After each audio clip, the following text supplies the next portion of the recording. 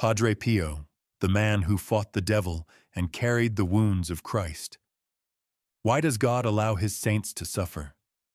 Why do the holy bleed while sinners sleep in comfort? Why does light always attract the darkness? These are the questions that rise from hospital beds and silent chapels. Questions carved into the hearts of those who have prayed and received only silence. Questions that echo through every generation of believers who've watched the faithful suffer while the faithless prosper.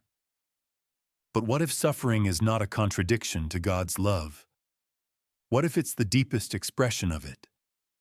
What if the wounds are not signs of abandonment, but of intimacy? In the hills of southern Italy, in a monastery far from the world's attention, God chose a man to carry an impossible burden. He gave him the visible wounds of an invisible Christ. He allowed demons to torment him in the night. He marked him with suffering so profound that for 50 years his hands bled without ceasing. This man did not seek fame. He did not write books or travel the world. He did not build an empire or chase applause. He simply bled. He prayed. He obeyed. And through his wounds, millions saw the cross. Through his suffering, countless souls found hope. Through his faithfulness, heaven touched earth. His name was Padre Pio, and his life answers the question we're all afraid to ask. What does it mean to truly follow Christ? Not in theory, not in comfort, but in flesh and blood, in darkness and light, in agony and grace. This is his story, not told in facts and dates, but in shadows and dawn, in prayer and pain, in the collision between heaven and hell over a single human soul. This is the story of what happens when God looks at someone and says, "Will you carry my cross?" And that someone says yes. Suffering is not the opposite of God's love. For those he loves most, it becomes the language in which he speaks. The boy from Pietrelcina. There is a village in southern Italy so small it barely appears on maps. Pietrelcina. Stone houses cling to the hillside. Narrow streets wind between them like veins. The people are poor, farmers with calloused hands and bent backs. They work the land from sunrise to sunset and have little to show for it, but bread and faith. Here, in 1887, a boy is born. Francesco. His family has almost nothing. His father leaves for America to find work, to send money home. His mother prays the rosary every night by candlelight, her fingers moving over the beads like a heartbeat she doesn't have to think about. The house is small, the meals are plain, but the faith is rich. Young Francesco is different from the other children.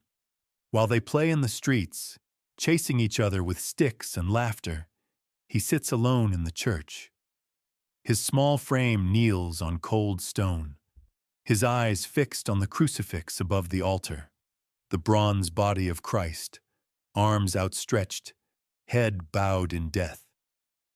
Something stirs in his heart, a longing he can't name, a hunger for something the world doesn't offer. At 5 years old, he sees her, Mary. She appears in his home, not in a dream, not in his imagination. She stands before him, real, radiant, more beautiful than anything he's ever seen. Her face full of tenderness, her presence filling the room with warmth and light. Francesco doesn't speak of it often. How do you explain that the Mother of God visited you? That heaven opened in your living room? You don't. You carry it quietly. As he grows, the visions continue. Angels in the church, saints kneeling beside him in prayer, but also darkness, shadows that move when they shouldn't, presences that make his skin crawl. He sees what others can't see. feels what others don't feel. The adults whisper about him. Too serious, too intense, unnatural for a boy. But Francesco doesn't want what other boys want. He doesn't dream of wealth or adventure or an easier life. He dreams of God. He prays through the night while his family sleeps. He fasts, offering his hunger as a gift. He spends hours before the tabernacle, lost in conversation with someone invisible. By the time he's 15, the path is clear. He will become a friar, a Capuchin. He will give everything, his youth, his freedom, his very life, to the God who already possesses his heart. He says yes without knowing what it will cost, without knowing that his yes will require blood. God does not call the qualified. He qualifies the called, and he begins with the willing. The call to the monastery. The year is 1903. Francesco walks through the heavy wooden doors of the Capuchin monastery, and the world falls silent behind him. He takes a new name, Pio, devotion. The monastery is a place out of time. Thick stone walls, narrow corridors lit by candles, cells barely large enough for a bed and a kneeler. The air smells of incense and old wood and centuries of prayer soaked into the stones. The life is austere. Wake before dawn, pray the divine office, work in silence, eat little, sleep less. But for Pio, it is paradise. Here, in the rhythm of bells and silence, his soul finds its home. He embraces the rough brown habit that scratches his skin. The bare cell with its single window looking out at nothing. The thin mattress on the wooden frame. The long hours of prayer when his knees ache and his back screams and his mind wanders, and he has to pull it back again and again to God. He rises when the world is still dark. He kneels in the chapel with his brothers, their faces hidden in shadow, their voices joining in the ancient prayers. He meditates on the Passion, not just reading about it, but entering into it. He imagines the garden, the betrayal, the arrest, the scourging, 39 lashes tearing Christ's back to ribbons, the crown of thorns pressed into his skull, the weight of the cross, the nails, the thirst, the darkness at noon. And he prays a prayer he doesn't fully understand yet. Lord, let me share in your suffering. The veil between heaven and earth grows thin around him. He sees things. Angels standing at the altar during Mass. Mary kneeling beside him in prayer. Christ himself appearing in the sanctuary, his wounds open and bleeding, his eyes full of sorrow and love that pierces like a sword. These are not fantasies. They are encounters, real, overwhelming. But there is something else. Late at night, when the monastery is silent and the darkness is thick, Pio feels another presence. Cold, heavy, malevolent. At first, it's subtle. A shadow in the corner. A coldness that seeps into his cell. A feeling of being watched. Then it grows stronger. Whispers. Footsteps. A weight pressing on his chest. He doesn't speak of it. Not yet. But the battle is beginning. And it will not end until his final breath. The closer you draw to God, the fiercer the opposition. Light always attracts the darkness, and the darkness always fights back. The battle with the devil. The monastery is silent. The brothers are asleep. The night presses against the windows like something alive, something hungry. In his cell, Padre Pio kneels in prayer. His rosary moves through his fingers. Hail Mary, full of grace. And then the room changes. The temperature drops. His breath comes out in white clouds. The candle on his table flickers wildly, the flame bending as if blown by invisible breath. The shadows on the wall begin to move. Not naturally. They twist. They grow. They take shapes that shouldn't exist. Something is here. The door rattles on its hinges. The bed shakes. His crucifix falls from the wall and shatters on the floor. And then, the voice. Low, mocking, filled with ancient hatred. You're wasting your life. God doesn't care about you. You're nothing. A fool kneeling in the dark. Padre Pio grips his rosary tighter. His voice trembles but doesn't break. Jesus, Mary, Joseph. The attack intensifies. He's struck, hard, across the face, though no one is in the room. The blow is real, physical. His head snaps to the side. Pain explodes across his cheek. He's thrown against the wall, dragged across the floor. His habit tears. His body bruises. Purple and black marks appear on his skin like he's been beaten with clubs. The devil comes in many forms. Sometimes as a beautiful woman, her voice like honey, promising comfort and pleasure and escape from this hard, lonely life. Sometimes as a grotesque beast, its face twisted in fury, roaring blasphemies that make Padre Pio cover his ears and pray louder. Sometimes as Christ himself, testing whether Pio can discern truth from deception. But Padre Pio doesn't surrender. He calls on the name of Jesus again and again, like a weapon, like a shield. He prays the rosary aloud, his voice cutting through the chaos. He makes the sign of the cross, on his forehead, on his chest, in the air before him. The battle rages for hours, all through the night, until dawn breaks and the darkness finally retreats. When his brothers find him in the morning, he's pale, exhausted, his body covered in marks. They don't understand. They whisper. Some think he's sick. Others think he's imagining things. But Padre Pio knows. This is war, a spiritual war, invisible to most, but as real as the stones beneath his feet. The attacks continue, night after night, year after year, physical blows, mental torments, temptations to doubt, to despair, to believe the lie that God has forgotten him. But in the darkness, Pio learns something that will carry him through the rest of his life.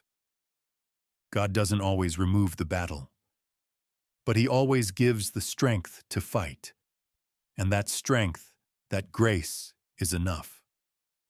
The devil may roar, but Christ is stronger, and those who cling to his name will never fight alone.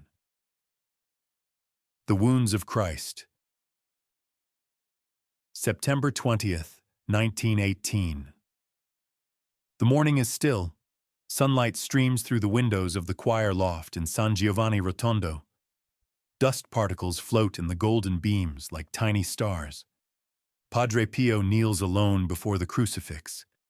His eyes trace the wounds of Christ, the nails, the spear, the blood. He prays from the depths of his soul, Lord, let me suffer with you. And then, the world stops. A light appears, not from the windows, not from any natural source. It comes from the crucifix itself, blinding, pure, unbearable. A figure emerges from the light. Christ, radiant, glorious, terrible in his beauty. His hands open, his side pierced, his face full of love that burns like fire. From his wounds, rays of light shoot forth. They strike Padre Pio's hands, his feet, his side. Pain explodes through his body. Sharp, burning, like hot iron driven through flesh. He cries out, he collapses. Blood pours from his hands, his feet, his side. Real blood, warm, flowing onto the wooden floor. He weeps, not from pride, but from terror. Why me? I'm not worthy. Please take this away. But the wounds remain. When his brothers find him, they see what no human mind can explain. The marks of the crucifixion. On a living man, the stigmata. Padre Pio covers his hands. He begs them not to speak of it. He doesn't want this. Doesn't want people staring, pilgrims treating him like a spectacle. But the wounds will not be hidden. For 50 years, they bleed. Every day. Every moment. Blood flows when he says Mass, when he prays, when he sleeps. Constant, unexplainable bleeding. The blood smells of roses. Witnesses testify to it. A sweet floral scent that fills the air around him. Doctors examine him. The Church investigates. Scientists, skeptics, theologians, all trying to explain what cannot be explained. Some accuse him of fraud, of using acid, of seeking attention. But tests prove it. The wounds are real, deep, penetrating clean through his hands as if nails actually pierced them. There is no medical explanation. Padre Pio becomes a living icon of the Passion, a walking reminder that Christ's suffering was real, that his love cost everything. He hides the wounds as best he can. He wears fingerless gloves. He keeps his hands beneath his robe. He refuses photographers. But people come anyway, by the thousands, because word has spread across the world. There's a friar in Italy who bears the wounds of Christ, and through him, God is still speaking. The blood that flowed from his hands was not a curse, but a calling. God marked him so the world could see. Redemption cost everything. The ministry of mercy. They come from everywhere. Soldiers with haunted eyes, mothers with dying children, men who haven't prayed in decades, women drowning in guilt. They climb the hill to San Giovanni Rotondo. They wait in line for hours, sometimes days, all to kneel before him in the confessional. Padre Pio sits in the small wooden box, dark, cramped, hot in summer, freezing in winter. He listens. 10 hours, 12 hours, sometimes 15 hours a day. He hears their sins, their secrets, the things they've buried for years, and he sees. God gives him the gift to see into souls. He knows things he shouldn't know. Names, dates, hidden sins, forgotten moments. A woman begins her confession. Before she speaks, Padre Pio interrupts. You forgot something, 20 years ago. Her face goes white. Her hands tremble. How does he know? God shows him. Some leave terrified. Others leave transformed, weeping with relief. But no one leaves unchanged. There are miracles. A woman blind from birth touches his hand. Light floods her vision. She sees for the first time. A soldier in battle sees Padre Pio appear beside him, warning him to move. He obeys. A bomb explodes where he stood. When he turns, the friar is gone. A man ready to end his life feels invisible hands pull him back. A voice whispers, "Not yet." These aren't legends. They're testimonies, documented, repeated by those who lived them. But Padre Pio never performs. He prays. God acts. And through it all, he suffers. The church grows suspicious. He's investigated, restricted, forbidden from public ministry for years. He obeys. He doesn't complain. He doesn't defend himself. He simply prays. His confessional becomes the battlefield of grace, where heaven and hell fight over souls, where mercy meets desperation, where God speaks through a wounded man who won't give up. He became a channel of mercy, but paid the price. Grace always costs, and those who bear it carry invisible wounds alongside the visible ones. The final years, the cross and the crown. By the 1960s, Padre Pio is old. His body is failing. Decades of fasting, sleepless nights, spiritual warfare, and constant bleeding have worn him down. His face is deeply lined. His beard is white. His hands still bleed after 50 years. He can barely walk. His brothers support him on both sides, practically carrying him to the altar. His voice is weak, but when he speaks the words of consecration at Mass, the church falls silent. People weep. They know. This might be the last time. He builds one final gift, a hospital, the house for the relief of suffering, where bodies are healed and souls are tended. It's his legacy, his love made visible. September 23, 1968. Padre Pio celebrates his final Mass.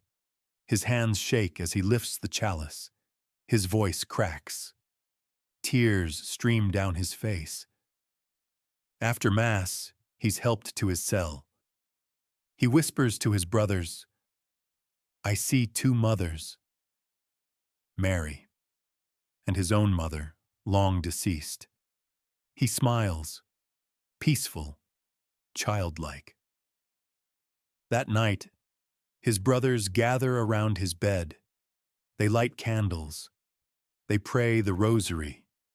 Hail Mary, full of grace. Padre Pio's breathing slows. His face grows calm. All the pain lifts from it.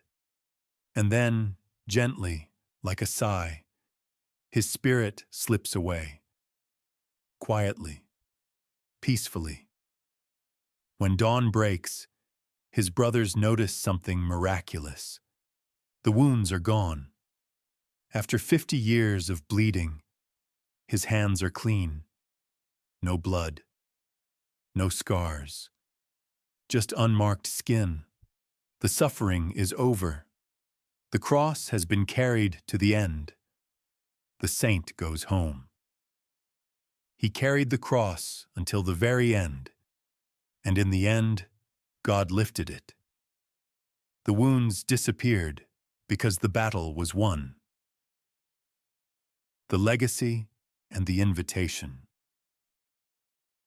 Padre Pio's body rests in San Giovanni Rotondo. Pilgrims come by the millions. They kneel, they pray, they weep. Because his life speaks a truth the world desperately needs to hear. God is real. Suffering is not meaningless. Grace is stronger than darkness. Padre Pio didn't seek miracles. He became one. He didn't write theology, he lived it. In blood and prayer, in darkness and light, in obedience that never wavered even when the cost was unbearable. He bore the wounds of Christ not because he was cursed, but because he was chosen. God marked him so the world could see the cross is real, love is costly. Redemption was purchased with blood. His suffering was not wasted. It was offered. And through it, heaven broke into the world. Every drop of his blood was love made visible. Every hour in the confessional was mercy made tangible. Every night of spiritual warfare was proof that the battle is real, but so is the victory. If God can take a poor boy from a forgotten village and give him strength to endure 50 years of bleeding, 50 years of demons, 50 years of hidden holiness, then he can do the same for you. Your pain is not invisible. Your prayers are not unheard. Your wounds are not without purpose. The same God who walked with Padre Pio walks with you, right now, in this moment.